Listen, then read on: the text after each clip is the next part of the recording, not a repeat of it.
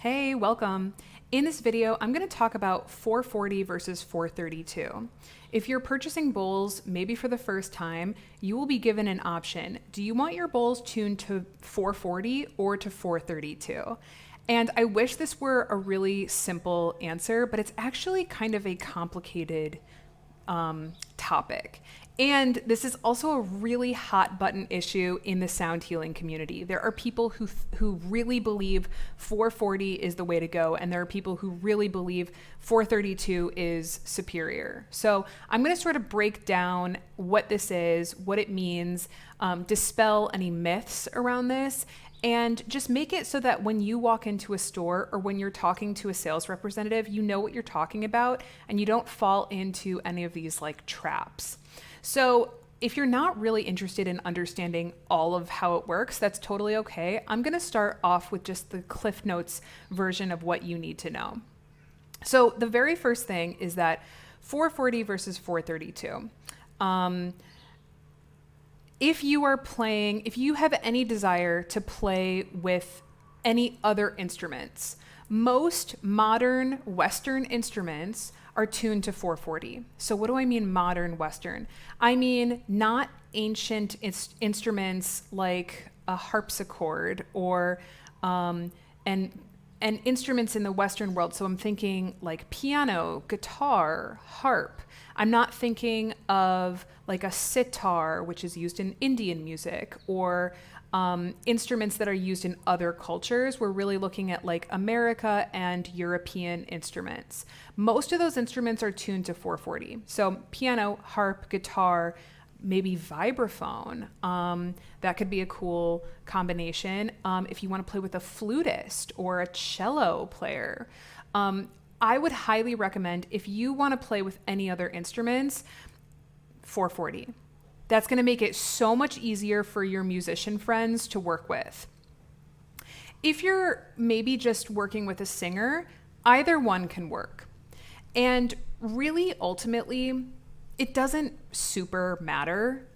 If you feel some type of connection to either one, if you listen to some bowls that are tuned to 440 and you think, I like how that sounds, and then you listen to some that are in 432 and you think, I don't like that one, that's great. Or vice versa. If you feel or sense a difference, it's a very small difference. It's not a big difference at all between 440 versus 432. So if you feel a difference when you listen to them, if you feel a difference, when you hear them, if you can hear a difference between them, great. If not, I don't think it really matters that much. But what does matter is that you choose one and stick with it. And this goes especially if you're purchasing like a full set of bowls, for instance. We want to make sure that all of those bowls that you're purchasing as a set are all in the same tuning system, so they sound good together.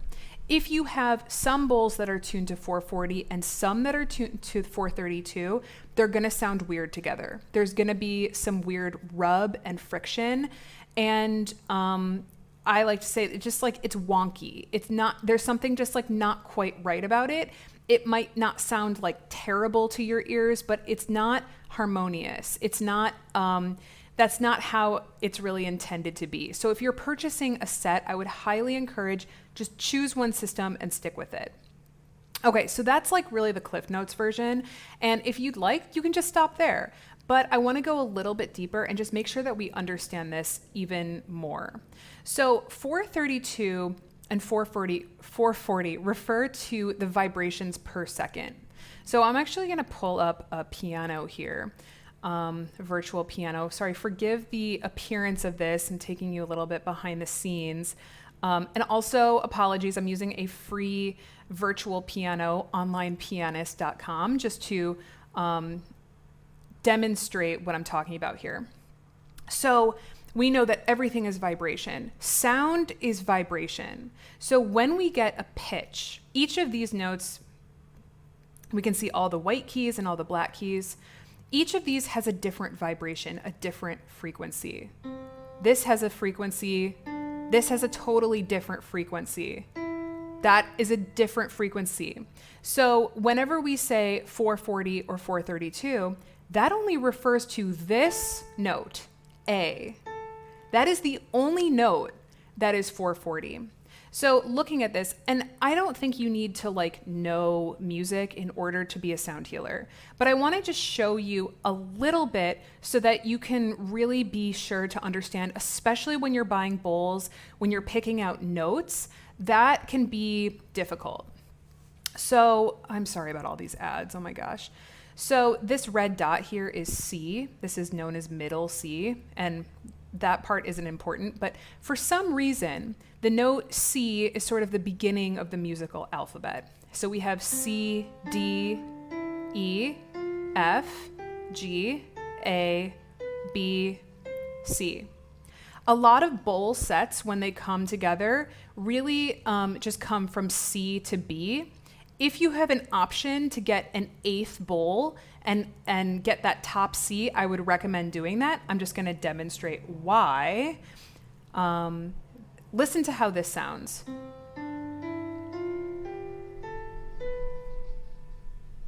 In music, it sort of creates some tension to end on that note.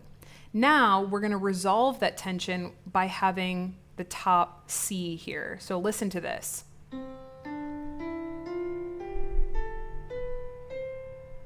That top note is really the same note as this note.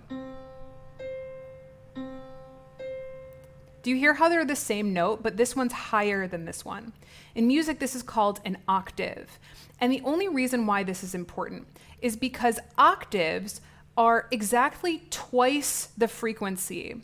So I'm going to do this with A because we know A is 440. So I'm going to play all the A's that we have here.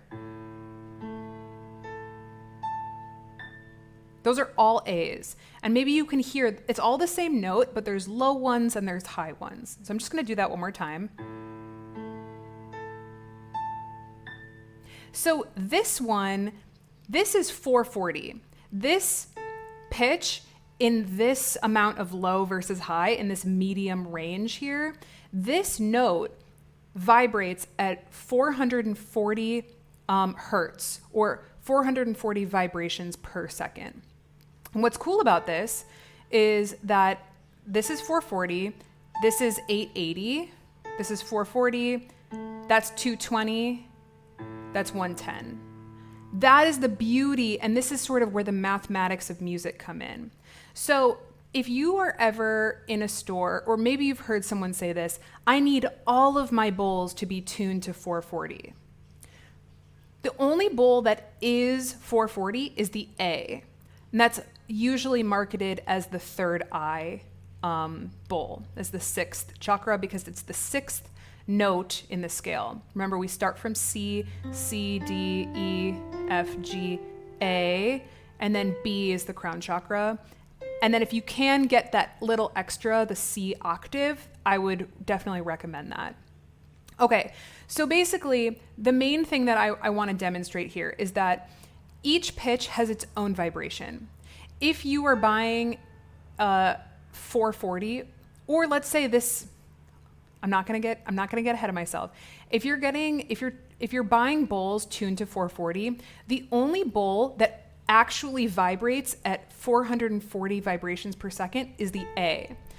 The thing is that with the tuning systems, I'm going to switch back into presentation mode because it looks a little bit nicer. Okay.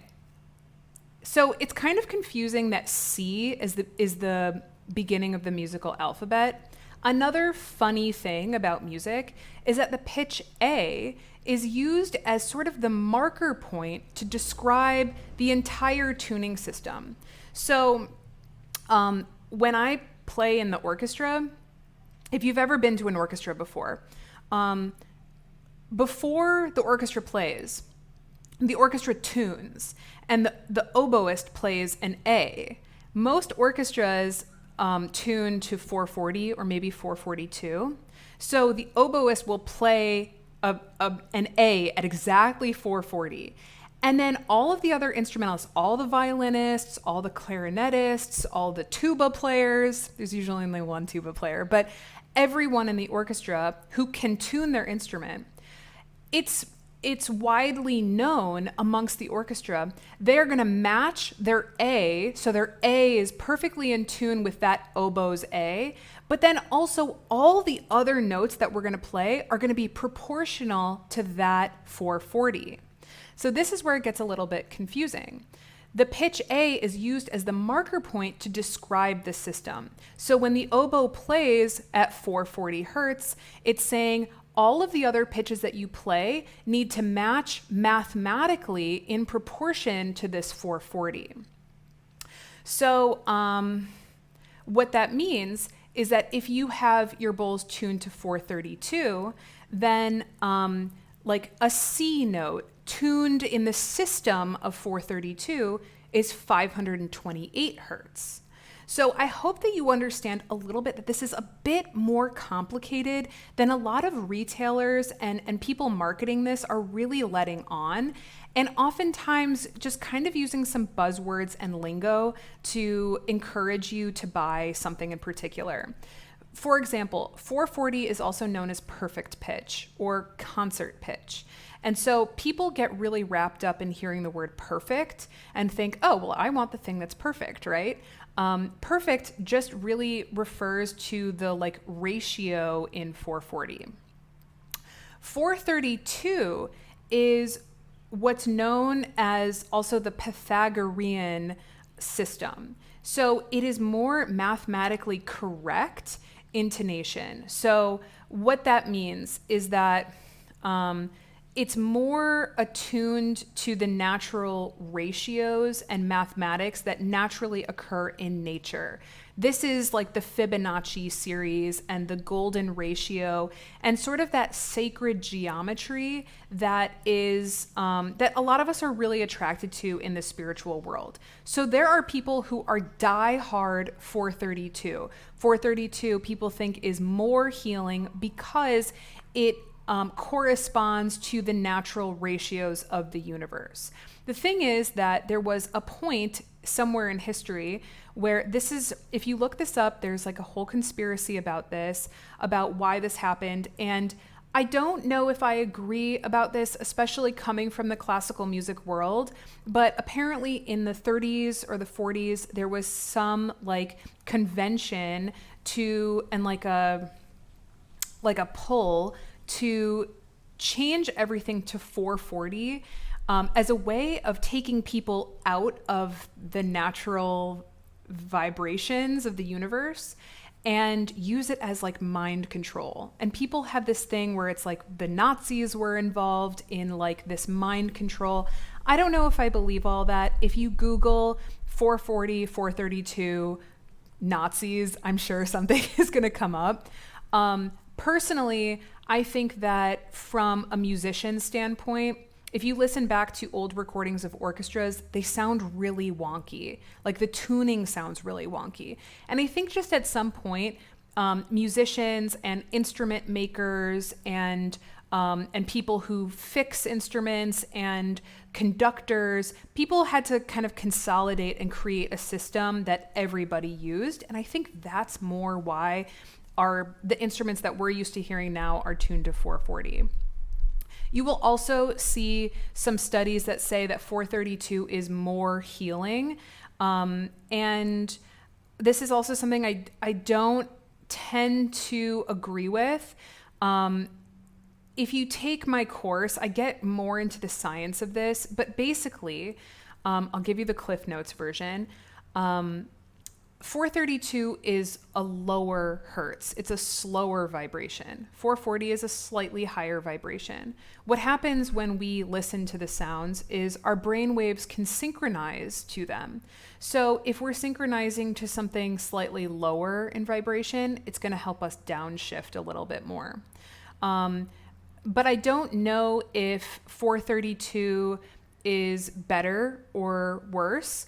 I've personally listened to plenty of both tuning systems, and I think both are valid. So I want to empower you just really to do some research about this. I do think that some of the stuff that's out there, I don't know how true it is. Some people are really diehard, especially in favor of 432. And I guess I want to just dispel some fear around that. Excuse me. Personally, like coming from the classical music world, I don't know if that really happened. It seems to make more sense to me that like really musicians and instrumentalists and people like that wanted to consolidate so that everyone was on the same system. And there's a little bit more depth here, just versus equal temperament, which I'm not going to get into here. It's quite a complicated topic. And, but ultimately I would say if you listen to some bowls that are tuned to 432 and you love them, go for it. If you listen to 440 and you love that, go for it. I will say, if you're playing with any other instrumentalist who plays like modern instruments, piano versus like harpsichord. Harpsichord is might be tuned till 432. Older instruments, or if we go to other cultures like gamelan music or like Indian ragas, those types of instruments used in more Eastern cultures are going to be tuned possibly to 432. So if you have a sitar playing friend and you want to play with them, maybe check to see what their tuning is. But yeah, that's like really the main thing with this. Ultimately, choose what seems like it jives with you, and choose one and stick with it. Choose one and stick with it is really the best advice I have for you. Okay, so I hope that's helpful, and yeah, I'll see you in the next video.